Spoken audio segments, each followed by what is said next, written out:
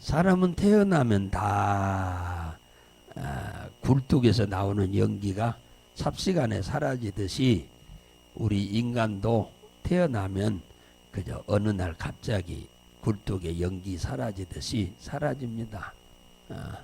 노래교실에 오시는 노인들 중에 얼굴이 몇 주 안 보이면은 돌아가셨어. 몇 주 안 보이시면 틀림없이 돌아가시더라고. 여기 동네 어른들도 여기서 늘 뵙는 노인들도 자주 안 보여요. 그래서 여쭤보면 이미 벌써 돌아가셨다고 그래. 그게 인생이요. 그런데 오늘 내가 이렇게 살아있다고 하는 것이 하나님의 은혜요, 은혜. 이 살아있다고 하는 것 자체가 은혜요. 이게 내 힘으로 되는 일이 아니거든요. 이게 내 능으로 되는 일이 아니에요. 이게 내가 뭐 더 살고 싶다 해서 더 사라지는 것도 아니고, 빨리 가고 싶다 해서 가지는 것도 아니에요. 이게 다 하나님의 은혜로 되어지는 겁니다. 북왕국 이스라엘 왕들이 이제 솔로몬의 아들 르호보암 때 하나님이 나라를 여로보암에게 쪼개서 주었는데, 여로보암이 하나님의 뜻대로 안 사니까 참 여러 가지 어렵고 힘든, 아들들도 막 죽고 나라는 엄청나게 어렵고, 왜?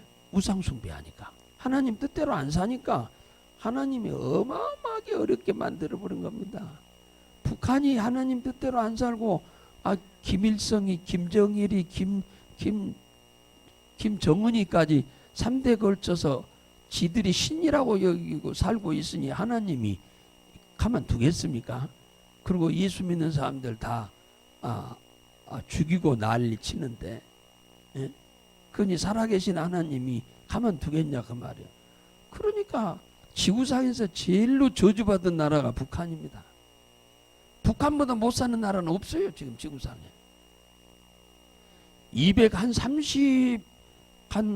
7개 나라인가 8개 나라인가 돼요. 전 세계의 나라가 굉장히 많습니다.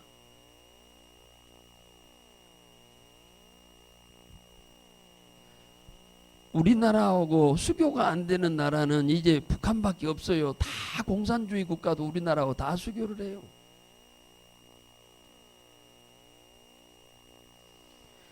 이 북왕국 이스라엘 왕들이 짤막짤막 몇 년씩 살다가 다 죽는 거야 그냥.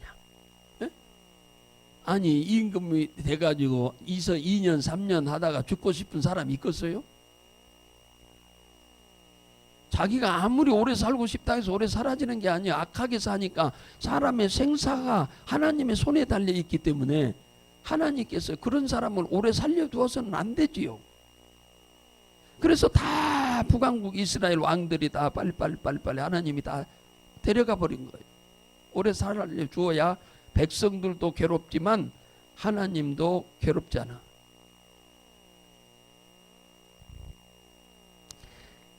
이때 이제 16장에 29절에 보면 아합이라고 하는 사람이 왕이 됐습니다. 오므리의 아들 아합. 이때 유다 왕은 아사가 왕으로 있을 때 엄청나게 하나님이 복을 줬다고 그랬잖아요. 아사 왕 때. 이 제 38년 아사가 41년 임금 노릇했거든요. 그랬는데 38년 되던 해에 이 아합이 왕이 됐어요. 북왕국에. 그랬는데 역시 이 아합도 하나님 보시기에 여기 16장 30절에 보면은 아합이 그 전에 모든 사람보다 여호와 보시기에 악을 더했더라 그잖아. 그러니까 하나님이 하늘 문을 닫아버린 겁니다. 비를 안 내리는 거예요. 3년 6개월 동안. 비를 안 줘버려. 얼마나 힘들었겠는지 알 수 있지요. 이때에 하나님께서 엘리야에게 뭐라고 말하느냐. 수년 동안 비가 내리지 않게 하겠다고 하나님이 말씀한 거. 수년 동안 비를 안 내리겠다. 하나님이 수년 동안 하나님이 말씀하기 전까지는 비가 안 내리게 하겠다. 3절에 보니까 너는 여기서 떠나서 저 동쪽으로 가거라. 요단강 앞에 가면은 그릿이라고 하는 시냇가가 있는데 그쪽으로 가서 숨어라. 그러면은 내가 너에게 까마귀들을 보내서 아침과 저녁에 떡과 고기를 내가 가져다 주어서 먹도록 할 거다 그러잖아요. 그러니까 하나님은 능치 못할 일이 없어요. 까마귀로 하여금 떡도 고기도 까마귀가 지가 안 먹고 뭡니까 엘리야가 뭐 까마귀 지 새끼랍니까? 물어다 주게? 그러니까 이게 까마귀가 그렇게 하는 게 아니에요. 까마귀는 사람한테 먹을 거 물어다 줄 그런 마음이 없어요. 그런 까마귀가 어디 있어요? 그 하나님이 까마귀한테 그렇게 시킨 거예요. 그러니까 모든 만물은 다 하나님의 말씀에 순종하고 살아요. 유일하게 인간만 하나님 말씀대로 안 들어. 인간만. 인간에게는 자유의지를 주었어요. 선택의 자유의지를 주었습니다. 그러나 하나님의 말씀에 반역하면, 대적하면, 하나님 불순종하면 반드시 하나님은 고난을 주게 됐어요. 이게 공의로우신 하나님이에요. 그래서 즉시 순종했어요. 엘리야는 하나님의 말씀에 즉시 순종했습니다. 그래서 갔어요. 가가지고 보니까 물이 조금 흐르는 거야. 가뭄이 여러 해 돼서 물이 다 없는데 거기만 조금 흐르고 있어서 물도 마시고 있었습니다. 그런데 계속 비는 안 오고 햇볕은 쨍쨍 모래알은 반짝이니까 물이 다 포타서 이제는 시내도 물이 없어. 여기서 더 있다가는 엘리야도 죽을 상황이라 하나님이 엘리야에게 또 말씀합니다. 너는 여기 있으면 안 된다. 저 기르 어디로 가라고 하느냐 하면은 시돈이라고 하는 곳으로 가거라. 그러면은 그 시돈이라고 하는 곳에 사르밧이라는 동네가 있는데 거기 가거라. 그러면 내가 너를 잘 공개하도록 할 과부 하나를 내가 준비해놨다. 예비해놨다고 그래서 너를 도와줄 과부를 하나를 내가 준비해놨다. 하나님께서 너를 공개하도록. 그러니까 가거라. 또 즉시 순종해서 그리 몇 날을 걸어서 갔습니다. 9절에 보니까 가서 보니까 그 사르밧이라고 하는 그 동네 성문 앞에 도착했는데 한 여인이 마른 나뭇가지를 줍고 있었어요. 왜냐하면은 떡을 구워 먹기 위해서 불이 있어야 하잖아요. 그러니까 불 쓰려니까 마른 막대기를 줍고 있었습니다. 성문 밖에서. 그래서 줍고 있길래 엘리야가 그에게 물을 좀 가져다 줄 수 있겠느냐라고 청했어요. 이미 하나님이 이 과부의 마음에 감동을 하나님이 이미 주어놨어. 그래서 엘리야가 말할 때 그 말을 듣고 자기 집에 물 조금 있는 거 가지러 지금 가는 겁니다. 자기도 먹기가 지금 어려울 상황이 아들 하나하고 둘이 사는데 그런데 그 말씀을 듣고 어디 가는 사람 같으면 없어요 할 수도 있을 텐데 아무 대꾸도 안 하고 예 한마디 하고는 물들어 갑니다. 가는 그 뒷모습을 보고 엘리야가 또 부릅니다. 뭐라고 하느냐, 너 집에서 올 때 물만 가져오지 말고 떡을 하나 만들어 가져와라 그랬어요. 그러니까 이 과부가 가다가 뒤돌아서서 한마디 합니다. 우리 집에 내가 지금 오늘 나와서 마른 막대기를 줍는 것은 딱 오늘 한 번 우리 아들하고 나하고 둘이 먹을 밀가루와 기름이 있어서 그거 만들어 먹고 이제 죽으려고 이제 뭐요? 굶어서 이제 죽으려고 작정하고 마지막 먹을 거 먹으려고 주스로 나왔는데 그걸 이제 가져다 달라고 하니까 기가 막혔던 거죠. 그러니까 이 엘리야가 그 여인에게 하는 말입니다. 오, 하나님이 말씀하셨는데 네가 가서 떡을 갖다가 만들어서 나한테 다 가져라는 게 아니고 그 중에 일부만 만들어서 나한테 먼저 물하고 빨리 가져와라. 네가 이 말씀에 순종하면은 이 가뭄이 다 끝나기 전까지 밀가루와 기름이 마르지 않도록 하나님이 하겠다고 말씀했다. 그러니까 그리 해라 하니까 과부가 가서 떡을 만들어서 한 개 가지고 와서 물과 함께 엘리야를 대접을 합니다. 그랬더니 이 말씀에 순종하는 이 과부를 보고 엘리야가 가만히 있겠습니까? 당연히 복을 빌어주죠. 사실은 이 말씀을 듣고 순종하기가 이거 남의 얘기니까 우리는 그냥 무심코 그런가 보다 하지, 이 사건의 주인공이 이 과부가 나였다고 한다면은 이렇게 순종하기가 쉬웠겠냐는 거죠. 근데 우리 인간의 힘으로는 못합니다. 하나님이 이 과부의 마음을 감화시켜 주었고 감동시켰기 때문에 이게 가능한 거예요. 우리가 지금 이 시간에 새벽에 나와 기도할 수 있는 것은 우리만 기도하기를 하나님 원하는 건 아니지요. 모든 그리스도인들이 다 기도하기를 하나님 원하셔요. 그런데 우리에게 이 감동을 시켜서 이 새벽에 우리가 나와서 기도할 수 있게 된 거예요. 할렐루야. 우리 육신의 힘으로는 자고 싶죠. 그런데 성령이 우리의 마음을 감동시켜서 이끄신 거예요. 기도하는 자리로 우리를 인도하신 거예요. 그런데 우리만 나와서 기도하기를 원하시는 건 아니에요, 하나님은. 그런데 우리가 순종한 거죠. 순종해서 이 자리에 나올 수 있게 된 거죠. 이 과부는 참 말도 안 되는 이 얘기를 엘리야가 하는데 물까지 가져다 달라고 한 것은 이해가 되는데 마지막 먹고 죽으려고 하는 밀가루와 기름으로 떡을 만들어서 가져다 달라고 하는 것은 너무한 것 같은데도 즉시 순종을 합니다. 순종해요.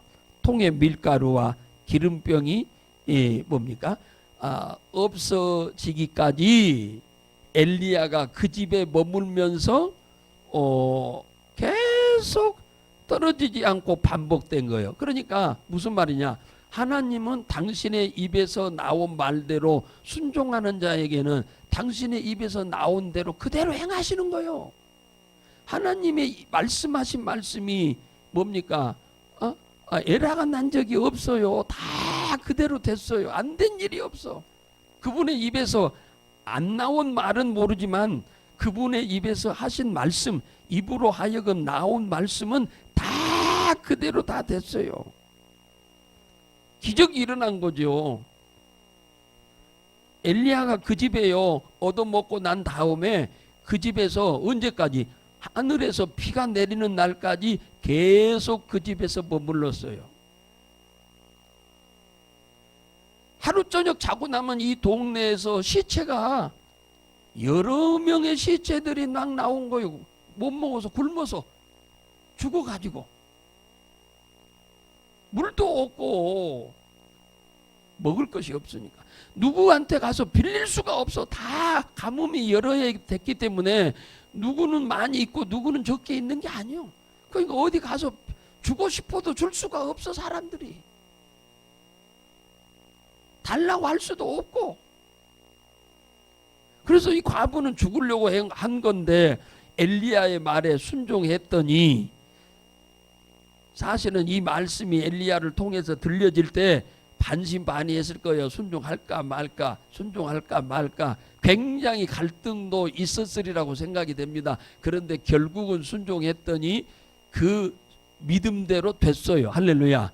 믿음은 바라는 것들의 실상이라고 히브리서 11장 1절에 말씀하는데 그 말씀대로 돼버렸어. 그대로. 다 다른 사람 죽어갈 때 이 가정의 아들과 이 어머니, 이 과부와 그 다음에 엘리야는 비 올 때까지 살아남게 된 거죠. 우리는 주님이 하신 말씀을 믿는 것이 믿음입니다. 믿음은 뭐가 믿음이냐? 내가 그냥 믿습니다 한다고 해서 믿음이 아니고 하나님의 말씀을, 약속을 이렇게 될 줄로 믿고, 왜 그렇게 하신다고 하셨으니까 그걸 믿고 우리가 순종하면 모든 일은, 이런 걸 기적이라고 하지요. 이걸 기적이라고 그래. 누가 갖다 준 겁니까? 이건 갖다 준 게 아니요.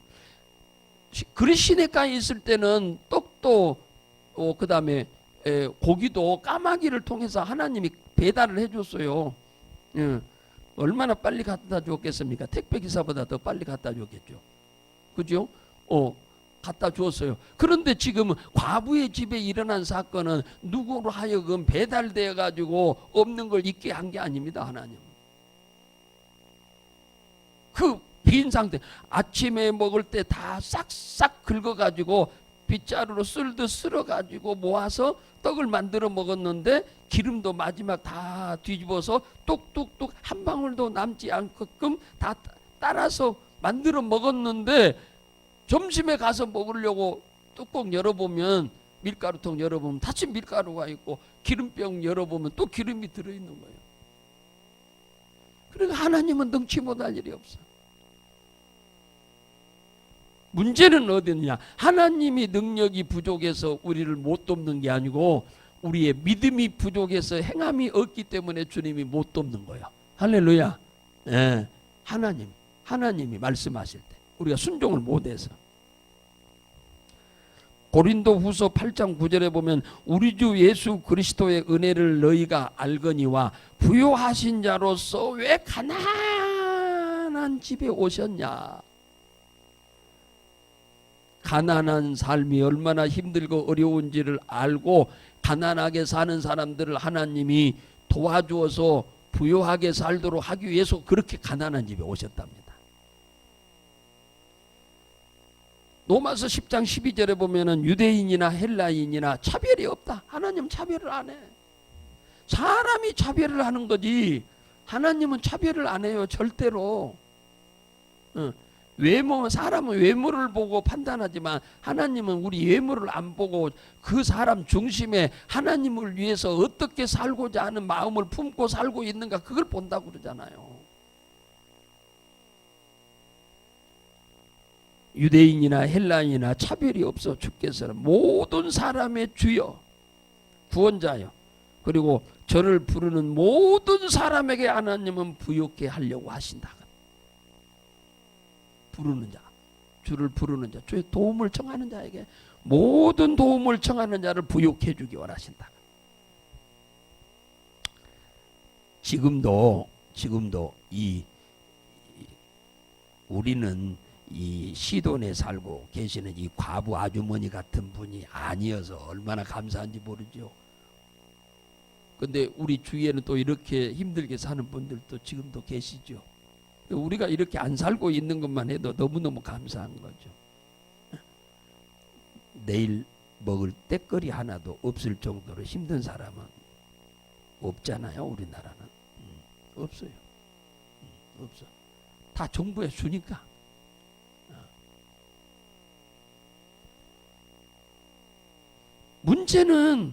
문제는 엘리야 선지자의 말에 이 과부가 순종함으로 인해서 자신도 살고 아들도 살고 엘리야도 살고 다 살잖아.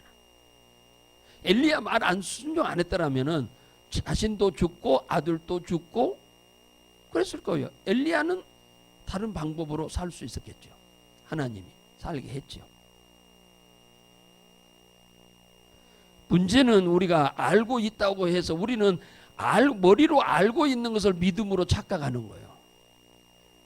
많은 분들이 신앙생활하면서 내가 성경을 지식적으로 알고 있는 것을 믿음으로 생각하는 거예요. 그건 믿음이 아니에요. 믿음은 행함으로 옮긴 것만이 믿음이에요.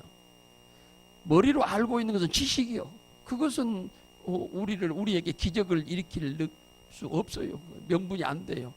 명분은 말씀을 듣고 순종하는 거예요. 순종하는 거예요. 순종하는 것만이 우리에게 기적을 일으키는 거예요. 나만이 그저 뭡니까? 엘리사가, 이 엘리야의 제자가 엘리사인데, 엘리야가 죽고 엘리사가 그 나만 장군한테 그 7번 요단강에 가서 몸을 담그라고 그랬어요. 담그라고, 이거 7번 이거 하라고 한 거예요. 그런데 그거 안 하려고 나만이 얼마나 애를 썼는지 몰라요. 그 7번 이거 안 하려고. 왜? 자기 생각하고 안 맞다고. 그런데 자기 종들에 의해서 억지로 가서 억지로 했어요. 억지로 끌려가 가지고, 왜? 그 머나먼 길 온 것만 해도 그저 가면 안 된다는 거죠, 이 종들은. 그래서 뭐 한번 가서 해보고 안 되면 가서 따지든지 말든지 하세요. 가서 일단은 합시다 해서 억지로 끌려가 가지고 7번 했는데 6번까지는 눈꼬만치도 나은 것이 없더만 마지막 7번째 들어갔다 나오니까 깨끗이 다 됐어요. 우리는 끝까지 순종하셔야 돼. 할렐루야. 끝까지. 내 생각대로 하지 말고. 근데 우리는 거의 우리 생각대로 하잖아요. 그러니까 뭐가 안 돼? 이런 역사가 안 일어나는 거예요. 이 아침 새벽에 다 여러분이나 저나 잠자고 싶은 마음은 똑같아요.